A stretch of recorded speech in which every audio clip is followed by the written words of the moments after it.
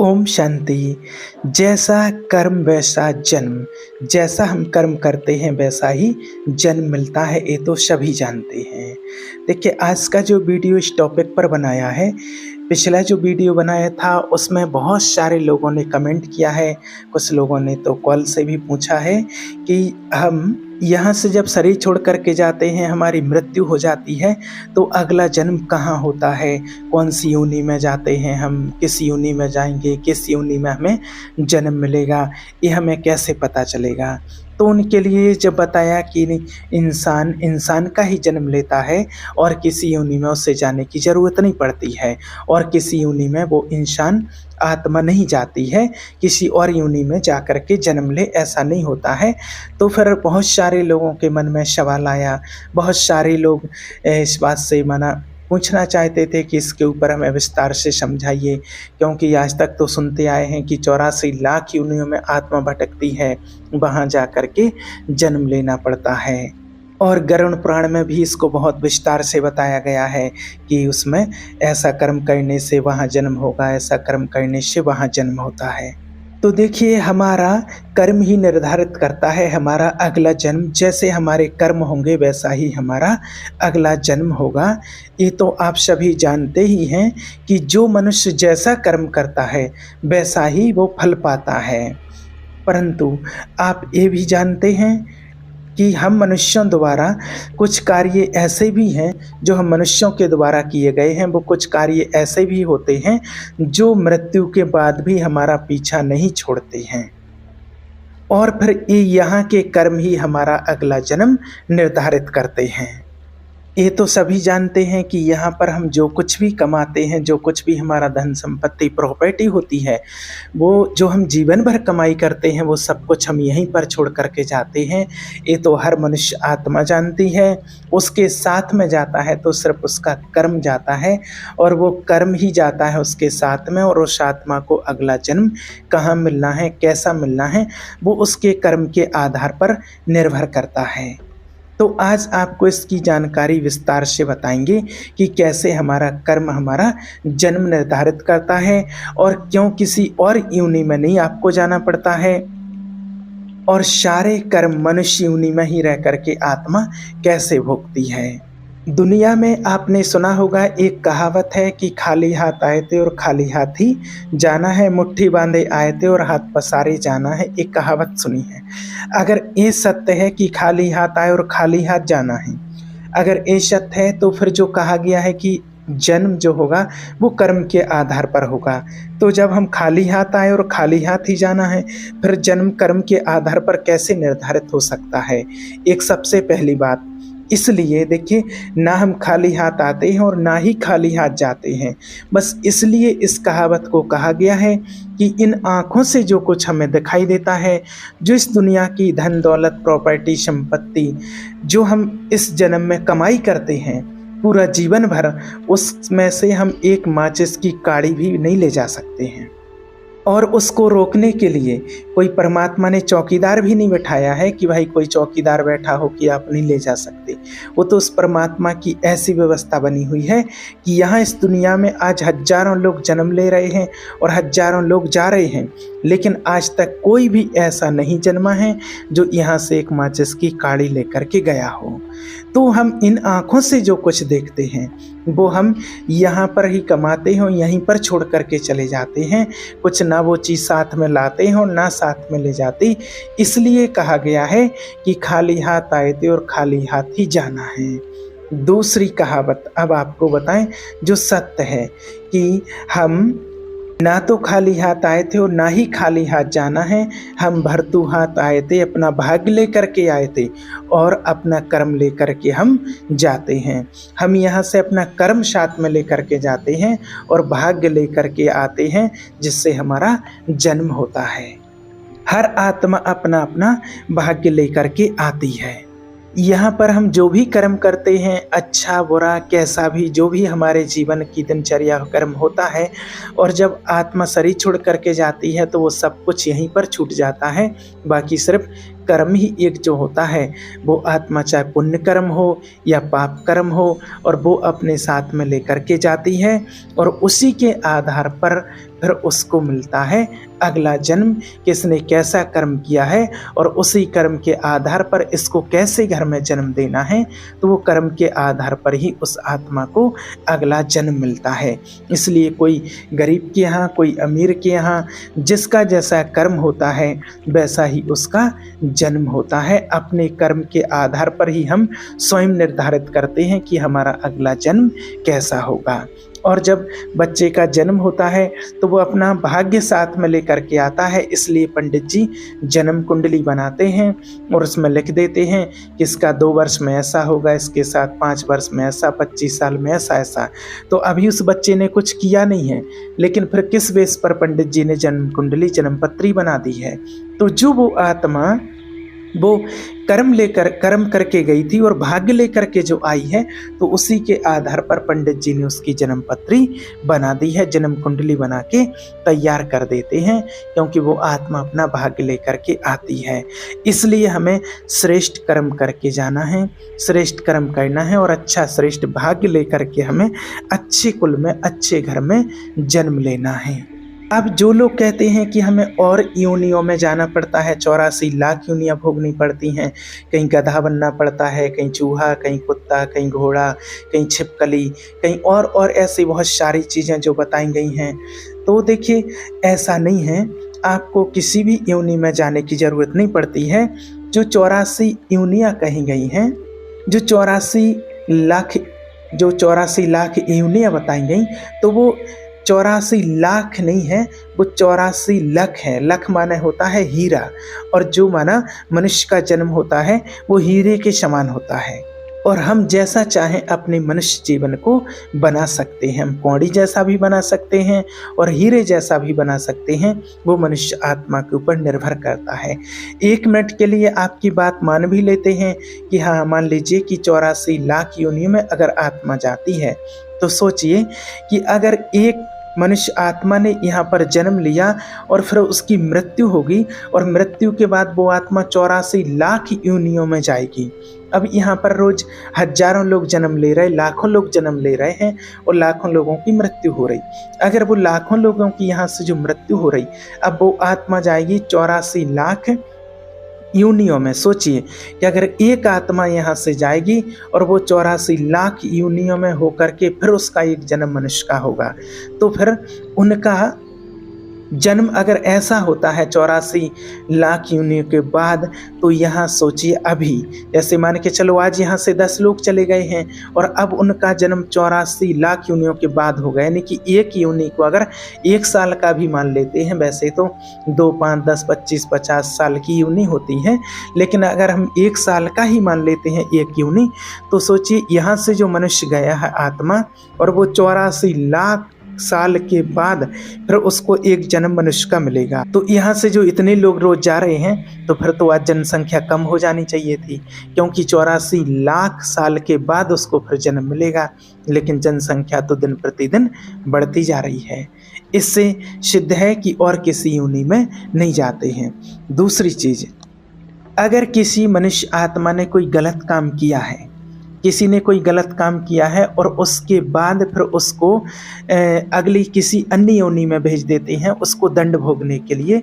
किसी ने बुरा काम किया तो कुत्ता बना देते हैं, तो अगर कुत्ता बना दिया, गधा बना दिया, अगली बार जब उसका जन्म हुआ तो क्या उस कुत्ते को एहसास होगा कभी कि मैंने कोई गलत काम किया था इसलिए मुझे कुत्ता बना दिया गया है? कभी एहसास होगा उसको? कभी नहीं होगा। अगर कोई मनुष्य योनि में ही उसको कोई दंड मिलता है तो ज़रूर उसको एहसास होता है। और कई लोग कहते भी हैं कि भाई इस जन्म का तो पता नहीं पिछले जन्म में हमने क्या किया था जिसका दंड हमें अभी मिल रहा है। तो इंसान को एहसास होता, किसी जानवर को एहसास नहीं होता, तो उसको क्या एहसास होगा कि मैं पिछले जन्म में कोई बुरा कर्म करके आया हूँ। तीसरी बात, मान लीजिए अगर 84 लाख योनि में आत्मा जाती है कष्ट भोगने के लिए, 84 लाख योनि में जाती है, यानी कि एक जन्म में उसने कोई बुरा काम किया, उसकी मृत्यु होगी, वो आत्मा अगली योनि में जाएगी, कुत्ता बनेगी, घोड़ा बनेगी, गधा बनेगी, गिद्ध बनेगी, छिपकली, सर्प, सब कुछ बनेगी। किस लिए वो जा रही है? दंड भोगने के लिए, कि यहाँ पर जो गलत काम किया है उस गलत काम का दंड आपको इस योनि में भोगने के लिए जाना पड़ रहा है। तो फिर जब हम दंड भोग करके आत्मा आ रही है, इतना 84 लाख योनि में इतने इतने कड़े उसको दंड मिल चुके हैं, इतनी सजा उसको मिल चुकी है, और फिर जब उसका मनुष्य का जन्म होता है अगला, तो फिर मनुष्य का जन्म तो बहुत अच्छा होना चाहिए, बहुत सुखी होना चाहिए, एक राजकुमार की तरह होना चाहिए, बहुत सुखमय और खुशी से जीवन व्यतीत होना चाहिए। लेकिन आज आप देख रहे हैं यहाँ कोई भी इंसान सुखी और निरोगी नहीं है। जन्म नहीं ले पाते उसके पहले ही गर्भ में उनका ट्रीटमेंट शुरू हो जाता है, इलाज शुरू हो जाता है। बच्चा जन्म लेता है, जन्म लेते ही साथ इलाज, पूरा जीवन भर दवाइयाँ। आज यहाँ किसी भी इंसान को बता दीजिए कि कोई व्यक्ति बना बिल्कुल सुखी हो, निरोगी हो, ऐसा कोई है जो 100% सुखी हो, निरोगी हो, कोई रोग ना हो। आज जन्म लेते ही साथ अपंग पैदा हो रहे हैं, अंधे पैदा हो रहे हैं, और कितने ही सारे यहाँ पर कष्ट भोग रहे हैं, बीमारियों के रूप में कष्ट भोग रहे हैं। आज आप हॉस्पिटल में चले जाइए, कितना कष्ट, कहीं कैंसर की बीमारी, किडनी फेल, तरह तरह की बीमारियाँ लगी पड़ी हैं। हर घर में पेशेंट है, कहीं ब्लड प्रेशर, कहीं शुगर, कहीं तमाम चीज़ें। तो जब हम 84 लाख योनियों में इतना कष्ट भोग करके आए हैं, तो यहाँ पर इतना सारा कष्ट किस लिए मिल रहा है? तो इससे सिद्ध होता है कि मनुष्य आत्मा और किसी योनि में कष्ट भोगने नहीं जाती, उसको मनुष्य योनि में ही रह करके सारे कष्ट भोगने पड़ते हैं।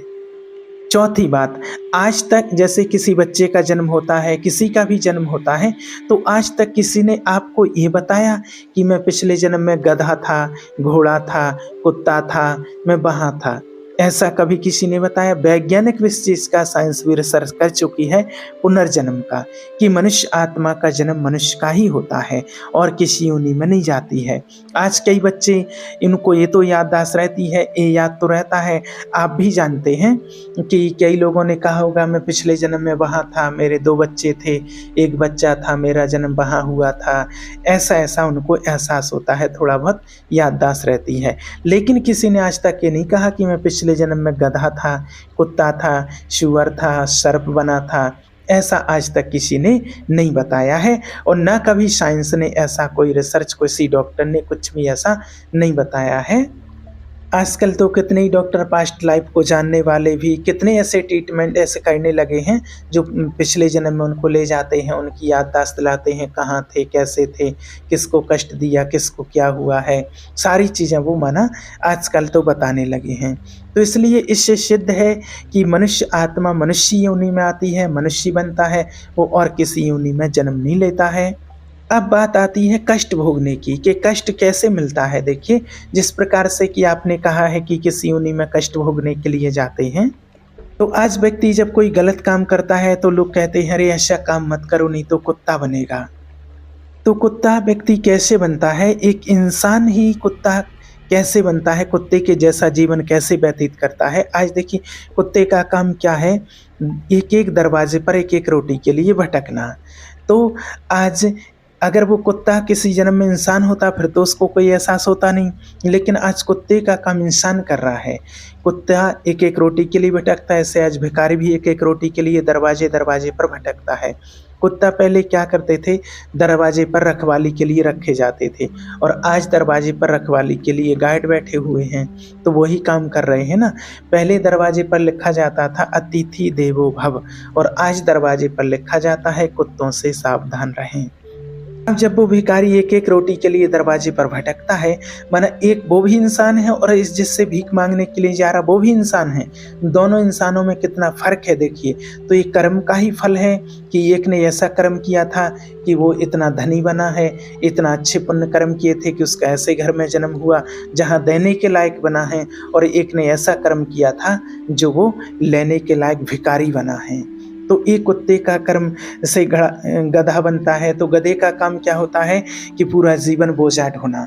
तो आज ऐसे इंसान, गधे के कितने भी बच्चे हों लेकिन फिर भी वो बोझा ही ढोता है अंत तक।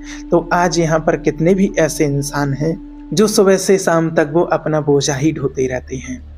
जैसे शेर है तो शेर का भी आज शेर की योनि भी है, शेर का काम क्या होता है? मांस खाना। तो आज ऐसे कितने इंसान देख रहे हैं, पैदा हो चुके हैं। तो आज जितनी भी योनि बताई गई हैं सारी योनियाँ ये मनुष्य जीवन में ही रह कर के इंसान व्यतीत कर रहा है, चाहे वो कुत्ता हो, कोई भी हो, घोड़ा हो, गधा हो, सुअर हो, मगरमच्छ हो, मछली, जितनी भी योनियाँ दिखाई हैं सारी इंसान अभी भोग रहा है और वो सारे कष्ट यहीं पर भोगता है और फिर उसको अगले जन्म में जाना पड़ता है। तो उसका अगला जन्म उसी कर्म के आधार पर भी उसका होता है। इसलिए आप इस भ्रम में ना रहें कि हमें किसी और योनि में जाना पड़ेगा, आप इस डर में भी ना जिएं। तो फिर कई लोग ये भी कहते हैं कि भाई गरुड़ पुराण में जो लिखा गया है, इतना सारा विस्तार से बताया गया है कि अगर किसी के साथ छल करते हैं, मित्र के साथ छल करते हैं, तो पहाड़ों पर रहने वाला गिद्ध बनना पड़ता है और पशु पक्षियों का मांस खाना पड़ता है। जो धर्म का अपमान करते हैं उनका अगला जन्म फिर कुत्ते के रूप में होता है। जो स्त्री माता पिता या फिर पति की सेवा नहीं करती है उसको छिपकली के रूप में जन्म मिलता है, ऐसा गरुड़ पुराण में बताया गया है। जो स्त्री अपने पति को छोड़कर परपुरुष का स्पर्श करती है उसको चमगादड़ के रूप में यहाँ पर उसका जन्म मिलता है। जो ब्राह्मण अपने ज्ञान का उपदेश, अपने ज्ञान को नहीं बांटता है उसको बैल बन करके इस दुनिया में आना पड़ता है और बैल बन करके उसको फिर जुतना पड़ता है। तो ऐसे ऐसे बहुत सारे वृत्तांत लिखे गए हैं। तो फिर क्या ये गलत है, ये झूठा लिखा हुआ है? तो देखिए नहीं, ये झूठा नहीं लिखा है, ये भी सत्य लिखा है, ये झूठ नहीं है। देखिए जब हमारे ऋषि मुनियों ने ये शास्त्र लिखे हैं, जो पुराण लिखे हैं, तो द्वापर युग में जो ऋषि मुनि होते थे, संत महात्मा होते थे, वो त्रिकालदर्शी थे। उनको त्रिकालदर्शी कहा जाता था कि वो आने वाले भविष्य का ज्ञान रखते थे, कि आने वाले भविष्य को वो देख सकते थे कि आने वाला समय कैसा होगा और आने वाले समय में लोग कितना अत्याचार करेंगे, कितना पाप करेंगे, कितना एक दूसरे के साथ छल करेंगे। इतने तपस्वी ऋषि मुनि होते थे। तो उन्होंने जब देखा कि आने वाला जो समय होगा, कलयुग का जो अंत समय होगा, उस टाइम पर मित्रों के साथ लोग कितना छल करेंगे, पत्नी पति के साथ, पति पत्नी के साथ कितना छल करेंगे, अपने ज्ञान का लोगों को कितना अहंकार होगा और अपने मित्रों को साथ कितना छल करेंगे, माता पिता के साथ कैसा व्यवहार करेंगे, ये सारा ज्ञान उनको था और वो अपनी दिव्य दृष्टि के माध्यम से देख सकते थे। इतना उनके अंदर क्षमता रहती थी, इतना उनके ज्ञान की पावर थी उनके अंदर।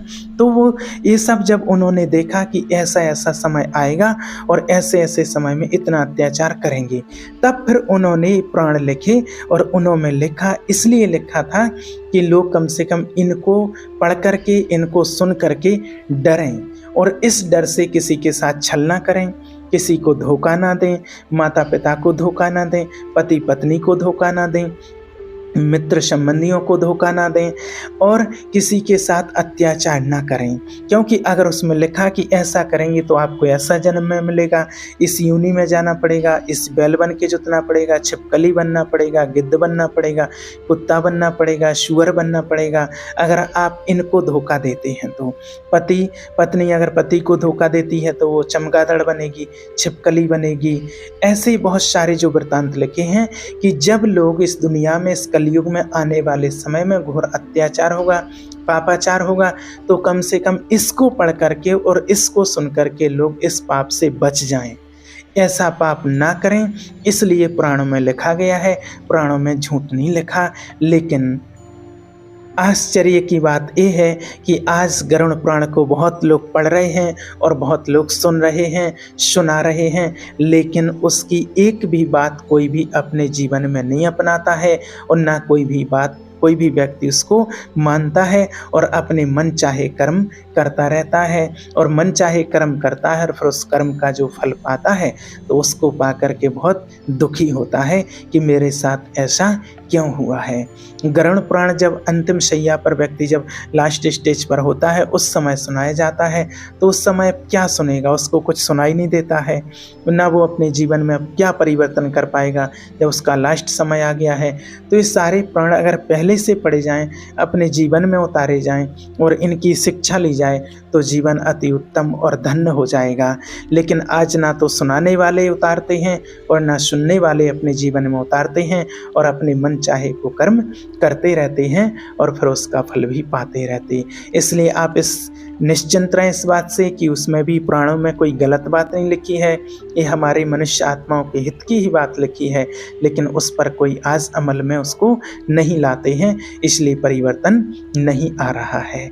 इसलिए आप श्रेष्ठ कर्म करें, जैसा आप कर्म करेंगे उसी के आधार पर आपका अगला जन्म होता है और मनुष्य योनि में ही आपका जन्म होता है। इसलिए परमात्मा को याद करें, पाप कर्मों से बचें, जो भी अभी तक हो गया है उसके लिए परमात्मा से माफ़ी मांगें, प्रायश्चित करें, आगे के लिए वो भूल ना करें और आगे के लिए अच्छे श्रेष्ठ कर्म करें तो आपका जन्म अगले अच्छे घर में ही होगा। ओम शांति।